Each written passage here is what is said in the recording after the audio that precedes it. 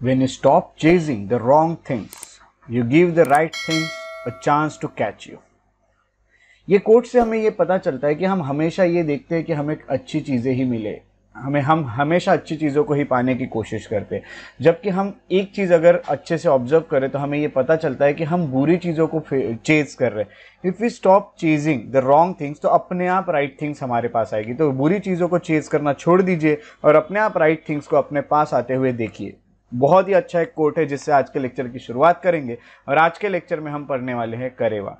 सो आज के लेक्चर में हम जो जो टॉपिक पढ़ेंगे, आज का लेक्चर नंबर 5 है जिसमें हम करेवाज में what are the Karewas, how are they formed in Kashmir valley, economic significance of Karewa, ये 3 चीज़ें पढ़ेंगे। जैसे कि मैं आपको ये बता दूं कि ये प्री के पॉइंट ऑफ व्यू और मेंस के पॉइंट ऑफ व्यू भी बहुत इंपॉर्टेंट एक तरह का एक टॉपिक है। सो इस टॉपिक पे मैं आपको ये भी बताऊंगा कि जो प्री में क्वेश्चंस आएंगे वो कहाँ से आ सकते हैं और मेंस में कैसा क्वेश्चन आ सकता है। सो चलिए आज के लेक्चर की शुरुआत करते हैं from the very first topic, that is what are Karewas. अगर हम करेवाज की बात करें तो सबसे पहले मैं आपको ये बता दूं कि कश्मीरी जो भाषा होती है, कश्मीरी जो डायलेक्ट है, उसमें करेवा का मीनिंग होती है एलिवेटेड टेबल लैंड। एलिवेटेड यानी जो ऊपर आई हुई है और टेबल लैंड यानी इस तरह से ऊपर से फ्लैट है, इसे एलिवेटेड टेबल लैंड कहा जाता है, इसको करेवा कहते हैं। अब ये होता क्या है और क्या नहीं ये हम जानेंगे। तो इस लेक्चर के एंड में आपको करेवा के बारे में कंप्लीट इन्फॉर्मेशन आ जाएगी, तो आपको डरने की जरूरत नहीं, एक एक करके हमें चीज़ों को कवर करना है। सो ये जो टर्म था Karewa, it was used first by Godwin Austen. जो गॉडविन ऑस्टिन थे उन्होंने 1859 में इसे यूज़ किया था और उसके बाद लिडेकर जो है लिडेकर ने इसे 1878 में यूज़ किया था। तो सबसे पहले इस वर्ड को यूज़ करने वाले जो पर्सन है उनका नाम है गॉडविन ऑस्टिन। तो ये स्टार मार्क कर दीजिएगा फॉर एमसीक्यूज। और किस चीज़ के लिए यूज़ करते थे, तो unconsolidated and semi consolidated sand clay conglomerate sequence, है ना। तो सबसे पहले मैं आपको ये बता दूं कि ये क्ले होती है। अब करेवा जो है वो एक तरह की क्ले है और वो अनकंसोलिडेटेड है। अनकंसोलिडेटेड का मीनिंग होता है जो लूजली अरेंज्ड होती है। अब लूजली अरेंज्ड की अगर बात करो तो आप यहाँ पे देख सकते हैं इस तरह से ये लूजली अरेंज्ड है, ये अनकंसोलिडेटेड है, पूरी तरह से प्लेन नहीं है। सो यहाँ हम अनकंसोलिडेटेड इसे कह सकते हैं। यहाँ पे देखिए आप अलग अलग लूजली अरेंज्ड है, या फिर कहीं पे लूजली अरेंज्ड है और कहीं पे एक तरह से कंसोलिडेटेड है, जिसे हम सेमी कंसोलिडेटेड कह सकते हैं। तो एक तो अनकंसोलिडेटेड होती है या फिर ये सेमी कंसोलिडेटेड सैंड क्ले होती है।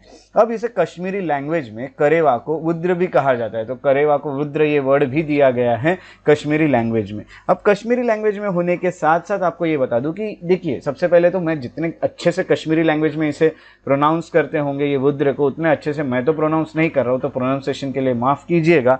बाकी आप जो प्रोनाउंसिएशन ठीक होंगे उसे याद रख सकते हैं कश्मीरी लैंग्वेज में, अदरवाइज बाकी लोग इसे वुद्र कह सकते हैं। तो यहाँ पे मैं सबसे पहले आपको बता दूं करेवाज जो होते हैं they are thick deposits of glacial clay.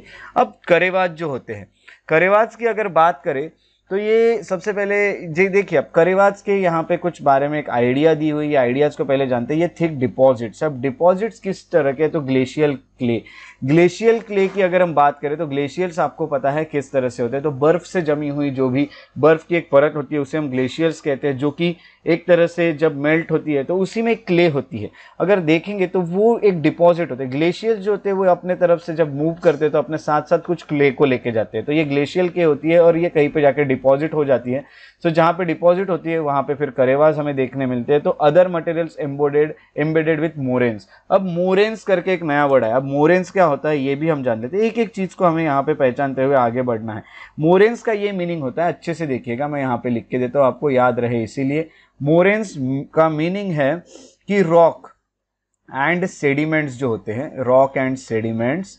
और ये क्या है, तो ये डिपॉजिट किए जाते हैं, deposited bye glaciers, deposited bye a glacier, इसे कहा जाता है मोरेन्स। यानी हम ये कहेंगे कि ये कहीं पे आके जब डिपॉजिट करते हैं। अब फॉर एग्जांपल ये ग्लेशियर है, ये ग्लेशियर्स जो होते हैं ये मूव कर रहे हैं। जब ये ग्लेशियर्स मूव कर रहे हैं तो कहीं पे तो भी जाके डिपॉजिट कर देंगे कुछ चीज़ों को, और ये इस तरह से हम कहेंगे ऊपर आया, ये यानी डिपॉजिट होते रहेंगे।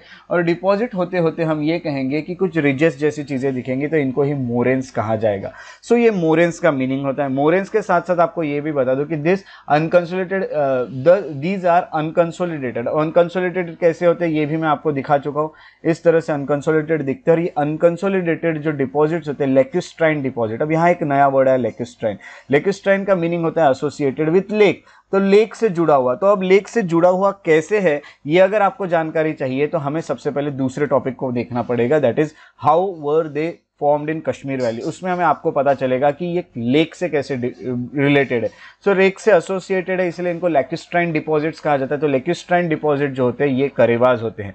अब ये क्या है क्या नहीं ये हम पढ़ेंगे। तो यहाँ आपको जो जो कंसेप्ट देखने मिला, एक तो एलिवेटेड टेबल लैंड कैसे होती है, तो ऊपर आई हुई और इस तरह के एलिवेटेड टेबल लैंड। दूसरा मैंने आपको बताया अनकंसोलिडेटेड यानी सेमी कंसोलिडेटेड, इसका मीनिंग है इस तरह से लूजली अरेंज्ड।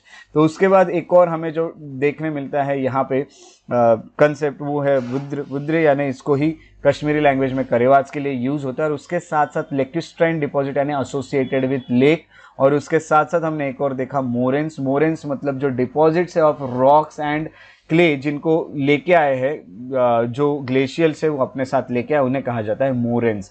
सो ये सब चीज़ें हमें यहाँ पे पता चलती है। अब सबसे मेन टॉपिक जो है ये हम पढ़ेंगे तो आपको और भी इसकी इन्फॉर्मेशन आ जाएंगे, how were they form in Kashmir valley.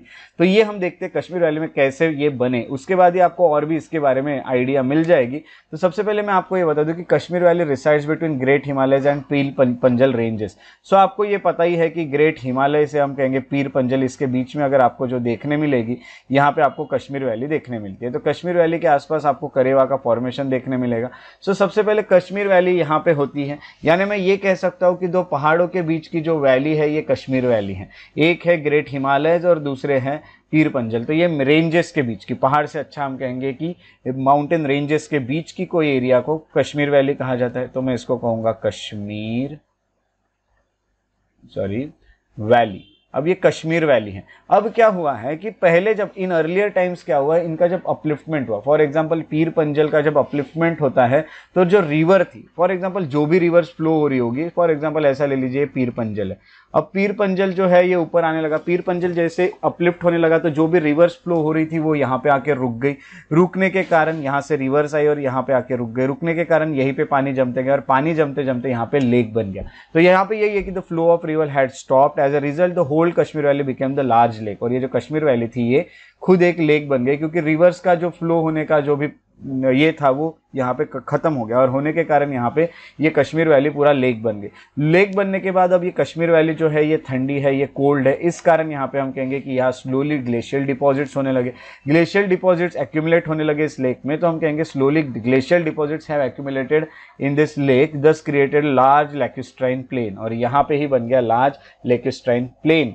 तो ये एक प्लेन बन गया। अब ये लेक से जुड़ा हुआ कोई प्लेन बन गया, क्योंकि ग्लेशियल्स आते गए, ग्लेशियल्स अपने साथ कुछ डिपॉजिट लाते गए, डिपॉजिट लाते लाते वो जब मेल्ट हो गए तो फिर यहाँ पे सिर्फ जो डिपॉजिट लाए थे वही रुक गए। यानी हम ये कहेंगे कि लेटर ऑन जो पानी था वो ड्रेन हो गया। ड्रेन होने के बाद कुछ डिपॉजिट जो ग्लेशियल्स अपने साथ लेके आए थे वो यहाँ पे रह गए। यहाँ पे रिवर्स लेके आई, ग्लेशियल्स लेके आए, ये पूरे यहाँ पे रह गए। और अनकंसोलिडेटेड ग्रेवल या फिर मड डिपॉजिट जो होता है उसे करेवा फॉर्मेशन कहा जाता है।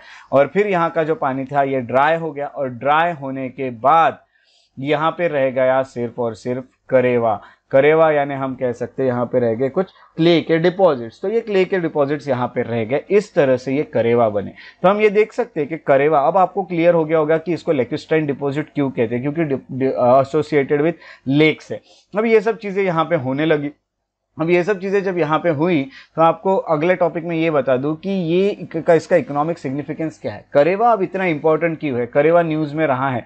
करेवा इसलिए न्यूज़ में रहा है कि डेवलपमेंट के चलते, मैं आपको ये बता दूं, कश्मीर में डेवलपमेंट के चलते जो करेवा होता है उसका यहाँ पे ख़त्म, वो कहीं ना कहीं उसको बहुत ज़्यादा यहाँ पे लॉस हो रहा है करेवा का, यानी इसको बहुत ज़्यादा एक्सकेवेट किया जा रहा है ताकि डेवलपमेंट कर सके, और उस कारण बहुत बड़ा लॉस कश्मीर को झेलना पड़ रहा है, ये हो सकता है। तो इसमें मैं आपको ये बता देता हूँ कि ये क्या है। तो इसका इकोनॉमिक सिग्निफिकेंस इतना क्या है, तो इकोनॉमिक करेवा डिपॉजिट जो है वो डिफरेंट सॉइल और सेडिमेंट्स है, जैसे उसमें सैंड है, के है, सिल्ट है, clay, silt, shale, mud, lignite, loess, ये सब इसमें आता है। तो ये एक तरह के डिफरेंट सॉइल है करेवा जिसे हम कहते हैं।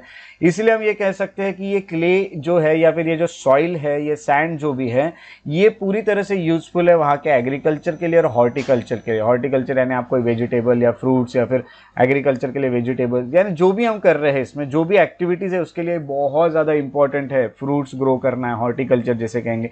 तो करेवा जो है उसको सबसे ज़्यादा यानी यूजफुल है ज़ाफ़रान के इसमें। अब ज़ाफ़रान क्या होता है, zafran is a local variety of saffron. Zafran is a local variety of saffron जो कि हमें कश्मीर वैली में मिलता है। अब सैफ्रॉन यानी आपको पता है हिंदी में इसे केसर कहा जाता है, और केसर कितना महंगा आप जानते हैं। केसर को अगर आप देखोगे तो केसर का एक फ्लावर होता है जिसमें हार्डली 2 to 3 केसर ही देखने आपको मिलते हैं, ऐसे आपको बहुत सारे। और ये जो केसर है इसकी पर ग्राम की कॉस्ट ही इतनी है कि ये बहुत ज़्यादा बेनिफिशियल था वहाँ के कश्मीर के जो फार्मर्स या जो भी लोग वहाँ पे थे उनके लिए ये बहुत ज़्यादा बेनिफिशियल होता है। तो यहाँ पे और आपके लिए भी बहुत अच्छा होता है, हेल्थ के लिए भी काफ़ी अच्छा कंसिडर किया जाता है सैफ्रॉन को। तो केसर होता है and these are also important for cultivation of almonds. आप कश्मीर जाओगे तो आपको आलमंड्स, वॉलनट, एप्पल या ऑर्चर्ड्स हो गए, तो ये सब के लिए बहुत ज़्यादा इंपॉर्टेंट है करेवा। और ये सब चीज़ें कश्मीर में जो बहुत ज़्यादा फेमस है, आलमंड, वॉलनट, एप्पल, ऑर्चर्ड्स, तो ये सब के लिए बहुत ज़्यादा इंपॉर्टेंट है, सैफरॉन के लिए, ज़ाफ़रान के लिए। इसीलिए करेवा का इकोनॉमिक सिग्निफिकेंस बहुत है। और अब ये न्यूज़ में रहा है तो इसके ऊपर क्वेश्चन भी आने के चांस बहुत ज़्यादा बढ़ जाते हैं। सो आपको ये बता दूं कि ये इसके ऊपर क्वेश्चन आने के चांस बहुत होते हैं, इसलिए इस टॉपिक को अच्छे से पढ़ना है। इसमें जो 3 चीज़ें मैंने बताई, हाँ, व्हाट आर करेवास, दूसरा कश्मीर वैली में किस तरह से बनते हैं, और तीसरा इकोनॉमिक सिग्निफिकेंस करेवा का क्या है, ये सब चीज़ें बहुत ज़्यादा इंपॉर्टेंट है और आपको ये अच्छे से याद रखना है। सो यहाँ पे हम देख सकते हैं कि जो प्रीलिम्स है उसमें क्वेश्चन कहाँ से आता है। प्रीलिम्स में क्वेश्चन आ सकता है करेवा क्या है, वो बनते कैसे, उसकी लोकेशन क्या है, जैसे मैं आपको बता चुका हूँ, और उसका सिग्निफिकेंस क्या है, यहाँ से तो आ सकता है। और मेंस का क्वेश्चन बन सकता है discuss why Karewa formation are significant. इस तरह के क्वेश्चंस बन सकते हैं क्योंकि करेवा जो है रिसेंटली न्यूज में रहा है। सो आपको इन चीजों के ऊपर अच्छे से ध्यान देना है। तो इस तरह से आज का हमारा लेक्चर रहा, बट अगले लेक्चर में हम पढ़ने वाले स्नोलैंड एंड ग्लेशियर्स इन हिमालय, जो एक और बहुत इंपॉर्टेंट टॉपिक है हमारे इंडियन ज्योग्राफी से। तो तब तक के लिए अपना ख्याल रखें। बट जाने से पहले आपको सबसे पहले ये बता दूं कि मेरे यूट्यूब चैनल को अगर आपने सब्सक्राइब नहीं किया है तो सब्सक्राइब कर ले, और उसके साथ साथ बेल आइकॉन को प्रेस करना ना भूले। बेल आइकॉन को प्रेस करने से आपको आने वाले वीडियोस के नोटिफिकेशन मिलते रहेंगे और आने वाले इंपॉर्टेंट वीडियोस जो है वो आपके मिस नहीं होंगे। सो शेयर कीजिए, लाइक कीजिए, कमेंट कीजिए, जितना हो सकता है उतने मुझे इसमें अच्छा आप सपोर्ट दिखाइए ताकि मैं रेगुलरली और भी वीडियोस आपके सामने लाते रहूं। अपना ख्याल रखिए, take care and have a good day.